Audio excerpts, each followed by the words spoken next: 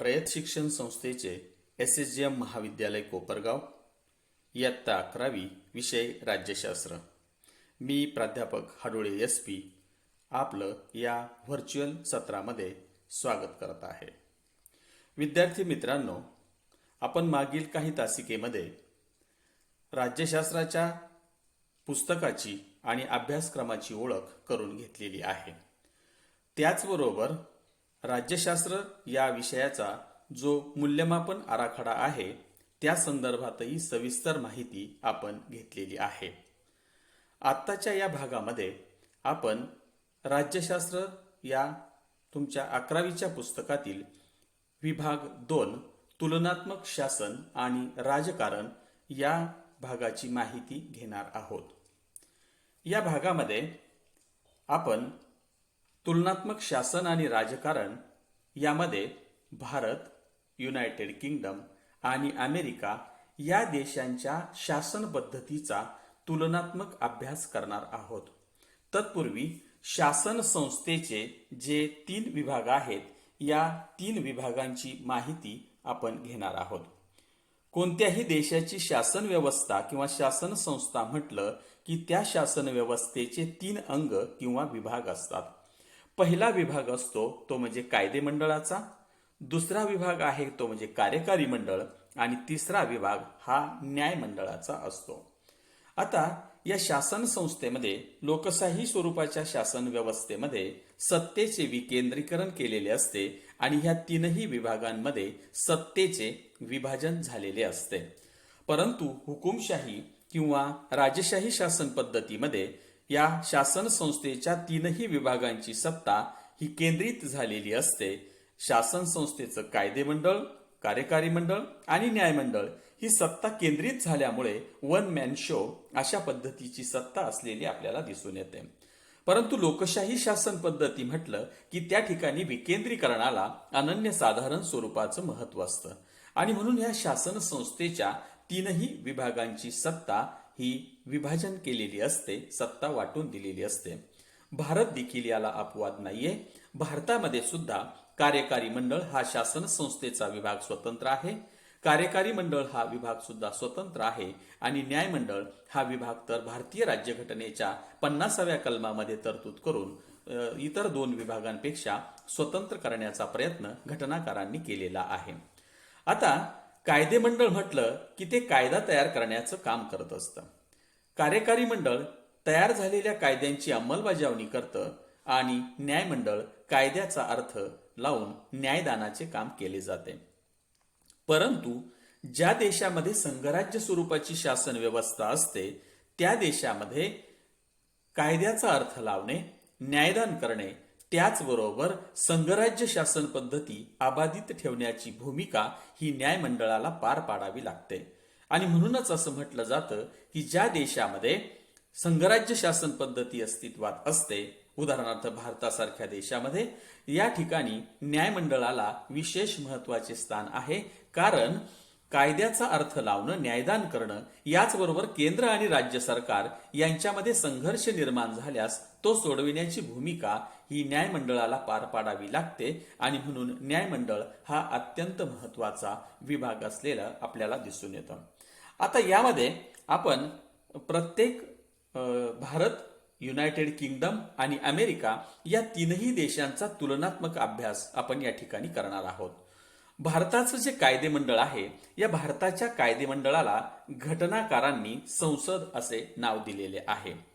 भारताच्या या संसदेची 2 सभागृह आहे, म्हणजे सभागृह असलेलं भारताचं कायदे मंडळ आहे. कायदे मंडळाच्या कनिष्ठ सभागृहाला लोकसभा असे म्हटले जाते तर वरिष्ठ सभागृहाला राज्यसभा असे म्हटले जाते. लोकसभा नावातच या ठिकाणी अर्थ आहे बघा विद्यार्थी मित्रांनो. लोकसभा म्हणजे लोकांचं प्रतिनिधित्व करणारं सभागृह आणि राज्यसभा म्हणजे घटक राज्यांचं प्रतिनिधित्व करणारं सभागृह. आणि म्हणून लोकसभा आणि राज्यसभा मिळून भारताची संसद जी आहे ती तयार होत असते. आता राष्ट्रपती तसं पाहिलं तर संसदेचे घटक आहेत ते काही संसदेचं सभागृह नाहीये. सभागृह असा जर प्रश्न आला तुम्हाला परीक्षेमध्ये तर भारतीय संसदेची सभागृह किती, तर ती 2 सभागृह असं अशा पद्धतीचं उत्तर असायला पाहिजे. संसदेच्या कनिष्ठ सभागृहाला लोकसभा असं म्हणतात आणि म्हणून रेषेच्या खाली आपण लोकसभा लिहिलेला आहे, कारण रचनेच्या दृष्टिकोनातून लोकसभा हे कनिष्ठ सभागृह आहे आणि राज्यसभा हे रेषेच्या वरती आपण लिहिलंय आणि म्हणून राज्यसभा हे वरिष्ठ सभागृह आहे.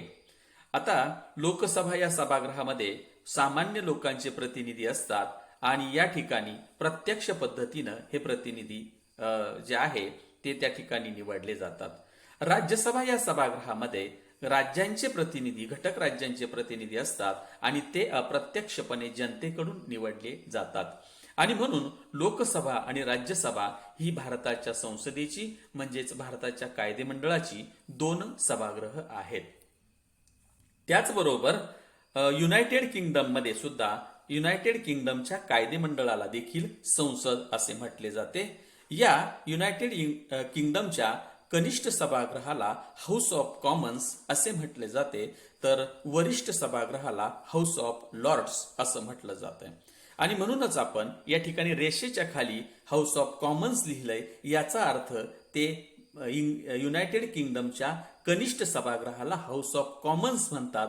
ते कनिष्ठ सभागृह आहे आणि म्हणून ते रेषेच्या खाली आपण लिहिलेलं आहे. हाऊस ऑफ लॉर्ड्स हे वरिष्ठ सभागृह आहे आणि म्हणून रेषेच्या वरती समजण्यासाठी सोपं आपण ते वरती घेतलेलं आहे. त्याचबरोबर अमेरिकेच्या कायदेमंडळाला सिनेट असे म्हटले जाते आणि अमेरिकेच्या कायदेमंडळाला काँग्रेस असे म्हटले जाते. अमेरिकेच्या कायदेमंडळाची देखील 2 सभागृह आहेत. कनिष्ठ सभागृहाला हाऊस ऑफ रिप्रेझेंटेटिव्ह म्हणतात, तर वरिष्ठ सभागृहाला सिनेट असे म्हटले जाते आणि म्हणूनच या 3 देशांच्या मध्ये तुलना केल्यास आपणास असे दिसून येते की कनिष्ठ सभागृहामध्ये जनतेचे प्रतिनिधी प्रत्यक्षपणे निवडलेले असतात, तर वरिष्ठ सभागृहामध्ये प्रतिनिधी हे अप्रत्यक्षपणे निवडलेले असतात. अशा पद्धतीनं प्रत्येक देशाला कायदेमंडळ हे अस्तित्वात असते आणि कायदेमंडळाकडून तयार केलेल्या कायद्यांची अंमलबजावणी ही त्या त्या देशामध्ये केली जाते. कारण कायद्याची अंमलबजावणी करणे, कारण कायद्याचं राज्य हे अतिशय महत्वाची बाब आहे. कायदा मोडल्यास त्या ठिकाणी शिक्षा करण्याची तरतूद असते आणि म्हणून भारत असू द्या, युनायटेड किंगडम आणि अमेरिका या 3ही देशांच्या कायदेमंडळाची 2 सभागृह आहे, म्हणून द्विशाखा कायदेमंडळ असलेले आपणास दिसून येते. त्याचबरोबर आता कार्यकारी मंडळाच्या संदर्भामध्ये विचार करावयाचा झाल्यास कार्यकारी मंडळ जे आहे ते देखील आपण भारत, युनायटेड किंगडम आणि अमेरिका या 3 देशांच्या संदर्भामध्ये तुलना किंवा कंपॅरिझन करणार आहोत. आता या ठिकाणी भारताचं जे कार्यकारी मंडळ आहे, या कार्यकारी मंडळामध्ये राजकीय कार्यकारी मंडळ अशा पद्धतीनं आपल्याला हा भाग बघायचा आहे. या ठिकाणी 2 प्रमुख असतात. पहिला असतो तो राज्याचा प्रमुख आणि दुसरा असतो तो शासनाचा प्रमुख. भारतामध्ये राष्ट्रपती हे राज्याचे प्रमुख आहेत, तर पंतप्रधान हे किंवा प्रधानमंत्री हे शासनाचे प्रमुख आहेत. आता जो राज्याचा प्रमुख असतो तो त्या ठिकाणी नामधारी असतो आणि शासनाचा प्रमुख हा खरा किंवा वास्तविक प्रमुख असतो आणि म्हणूनच असं म्हटलं जातं की भारतीय कार्यकारी मंडळाचे 2 प्रमुख आहेत. राष्ट्रपती हे नामधारी किंवा घटनात्मक प्रमुख आहेत, तर पंतप्रधान हे वास्तविक किंवा खरे प्रमुख आहेत. पंतप्रधान जे असतात, पंतप्रधान पदासाठी आपल्याला माहितच आहे की लोकसभेमध्ये ज्या राजकीय पक्षाला बहुमत मिळतं त्या बहुमतवाल्या पक्षाच्या नेत्याची पंतप्रधान म्हणून राष्ट्रपतींकडून निवड केली जाते आणि म्हणून पंतप्रधानांची पात्रता जर पाहायची झाली तर लोकसभा या संसदेच्या कनिष्ठ सभागृहामध्ये ज्या राजकीय पक्षाला 2/3 अशा पद्धतीचं स्पष्ट बहुमत मिळतं त्या बहुमतवाल्या पक्षाच्या नेत्याची पंतप्रधान म्हणून राष्ट्रपतींकडून औपचारिकपणे निवड केली जाते. आता पंतप्रधानांना त्यांच्या कामामध्ये मदत करण्यासाठी मंत्रिमंडळाची तरतूद या ठिकाणी केलेली आहे आणि पंतप्रधान आणि मंत्रिमंडळ हे राष्ट्रपतींना मदत करत असतात आणि म्हणून अशा पद्धतीनं ही राजकीय कार्यकारिणी असलेली आपल्याला दिसून येते. प्लस या तीनही देशांच्या संदर्भामध्ये आपण जर पाहिलं तर यांना मदत करण्यासाठी सनदी नोकर वर्ग किंवा नोकरशाही असलेली आपल्याला दिसून येते. नोकरशाही किंवा त्याला आपण म्हणूया सनदी नोकर वर्ग अशा पद्धतीनं त्याला म्हटलं जातं. आणि म्हणून या सनदी नोकरशाहीकडून या ठिकाणी मदत जी आहे ती पंतप्रधान आणि मंत्रिमंडळांना केली जाताना आपल्याला दिसून येते. त्याच पद्धतीनं युनायटेड किंगडममध्ये सुद्धा कार्यकारी मंडळाचे 2 प्रमुख आहेत. राज्याचा प्रमुख त्या ठिकाणी राजा किंवा राणी सत्तेवर असतात आणि शासनाचा प्रमुख म्हणून पंतप्रधानांच्या हातामध्ये सत्ता असते. आता या ठिकाणी भारत आणि युनायटेड किंगडम यांच्यामध्ये जर तुलना करावयाची झाल्यास भारताचे राष्ट्रपती हे निवडणुकीतून अप्रत्यक्षपणे भारतीय जनतेने निवडलेले असतात आणि युनायटेड किंगडममध्ये मात्र राजा किंवा राणी हे वंश परंपरेनं सत्तेवर येत असतात. हा दोघांमधला फरक आपल्याला या ठिकाणी स्पष्टपणे सांगता येईल. म्हणजे भारताचे राष्ट्रपती हे अप्रत्यक्षपणे जनतेनं निवडलेले असतात आणि इंग्लंडचा किंवा युनायटेड किंगडमचा जो राज्याचा प्रमुख असतो तो मात्र वंश परंपरेने सत्तेवर आलेला असतो.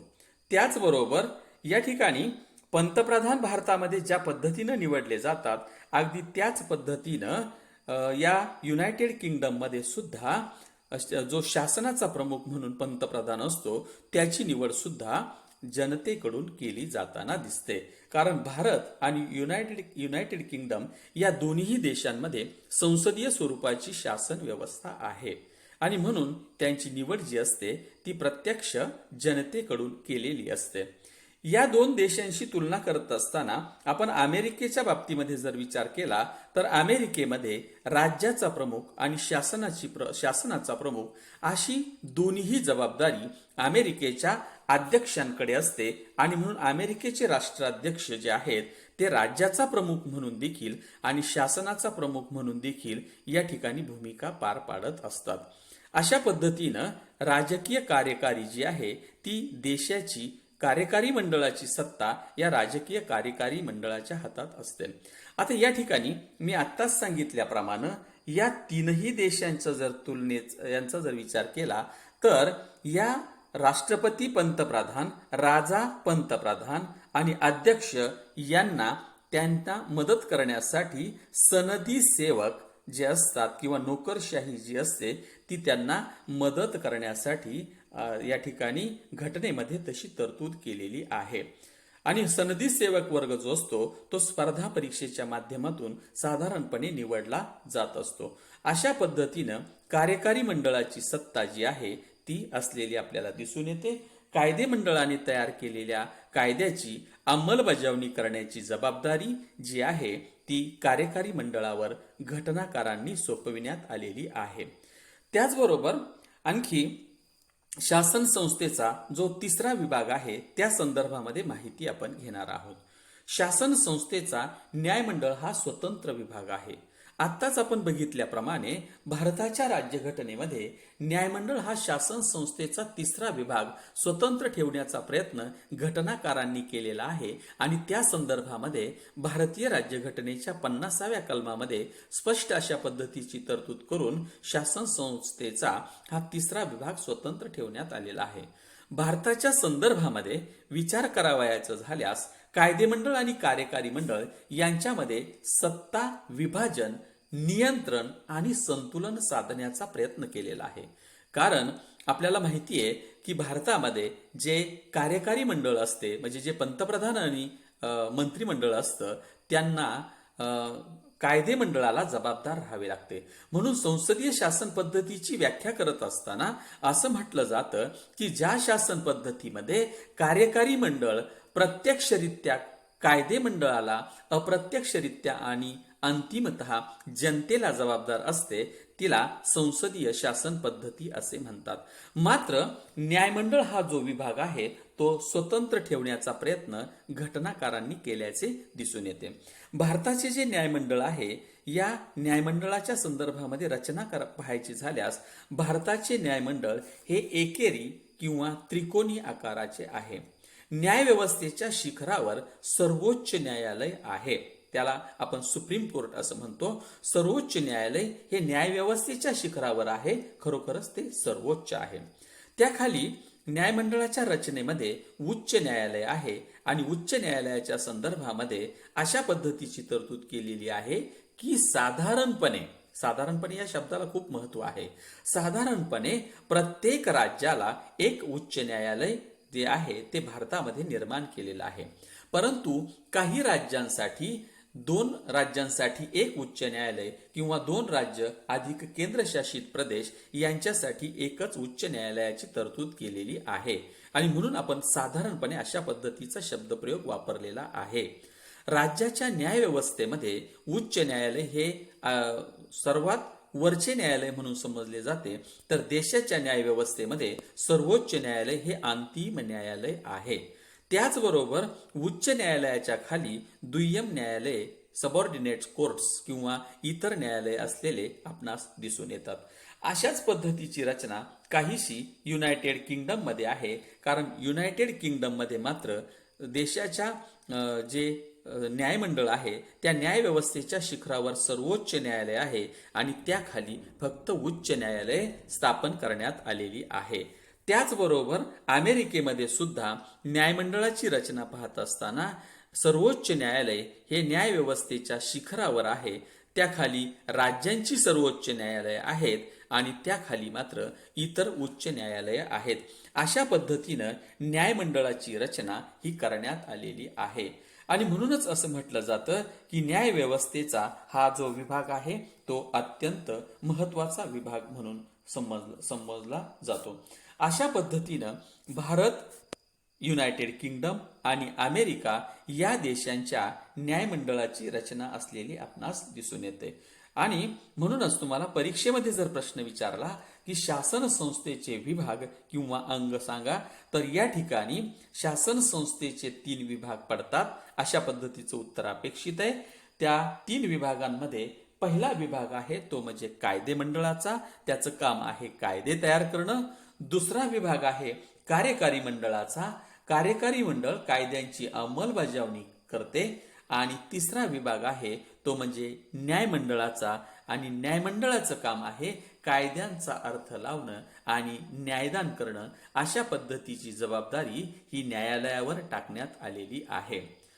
विद्यार्थी मित्रांनो, आपण यानंतर पुढील तासिकेला आपण प्रत्यक्ष 4थ्या प्रकरणाला सुरुवात करणार आहोत. तोपर्यंत आपण या ठिकाणी थांबूया. धन्यवाद.